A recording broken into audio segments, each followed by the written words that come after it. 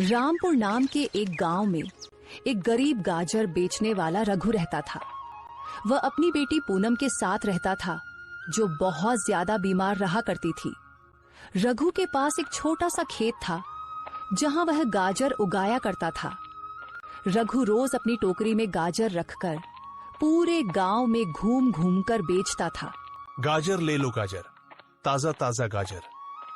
हे भगवान, आज एक भी गाजर नहीं बिकी। पूनम के लिए दवाइयां भी लेनी है। अगर उसे दवा नहीं मिली तो उसकी तबीयत और बिगड़ जाएगी। रघु, क्या हुआ बेटा? इतने उदास क्यों हो? आज भी कोई गाजर नहीं बिकी क्या? मैं तो कहता हूं ये धंधा छोड़कर सेठ भूषण के पास काम पर लग जाओ। वह तुम्हें अच्छे खासे पैसे भी दे देगा, या फिर तुम अपने खेत में कोई और सब्जी उगा लो। नहीं काका, मेरा इससे गुजारा हो जाता है। सेठ भूषण के पास अगर कभी जरूरत हुई तो मैं जरूर काम करूंगा। रही कोई और सब्जी उगाने की बात तो काका, मेरा छोटा सा खेत है, उसमें एक ही सब्जी लग सकती है और मुझे गाजर उगाना अच्छा लगता है, इसलिए मैं गाजर उगा लेता हूं। हाँ बेटा, तुम बहुत अच्छे हो, पर क्या करें, तुम्हारी किस्मत खराब है। तुम्हारी बीवी की मृत्यु न होती तो आज तुम्हारा परिवार भी अच्छे से जीता। हाँ काका, वो तो है, पर क्या करूं? पूनम की तबीयत और बिगड़ती जा रही है और न ही मेरी गाजरें बिक रही है कि उसके लिए दवाइयां ला सकूं। तो सोच में पड़ गया हूं कि क्या करूं। अगर दवाइयां लेकर नहीं गया तो उसकी तबीयत बहुत ही खराब हो जाएगी।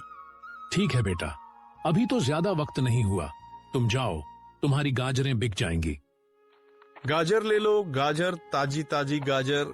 रघु आवाज लगाता हुआ जा रहा था कि सामने एक औरत खड़ी थी। उसने रघु से कहा, रघु भाई, इतना समय लगा दिया, मैं कब से आपका इंतजार कर रही हूँ।